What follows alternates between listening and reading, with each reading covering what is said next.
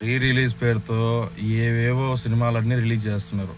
సరే చేసుకోండి. ఎవరు చేసుకున్నా ఏం బాధలేదు గానీ, 'జై భీమ్' లాంటి సినిమాలు చాలా ఉన్నాయండి. 'జై భీమ్' అనేది మెయిన్. అది కాకుండా ఇంకా చాలా సినిమాలున్నాయి.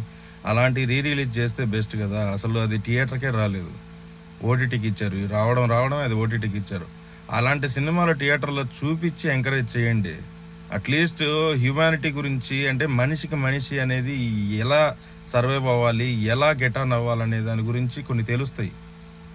ఈ స్మగ్లింగ్‌లు, చంపుకోవడాలు అంటే వైలెన్స్‌ని ఎంకరేజ్ చేస్తున్నట్టు ఉంది ఇది. అంతే తప్ప హ్యుమానిటీకి, మనిషికి మనిషికి సాయం చేసేది ఇవన్నీ రావట్లేదు. వీలైతే అలాంటి సినిమాలు చేసి నెక్స్ట్ జనరేషన్‌కి ఏదన్నా తెలిసేటట్టు చేయండి తెలియనివి.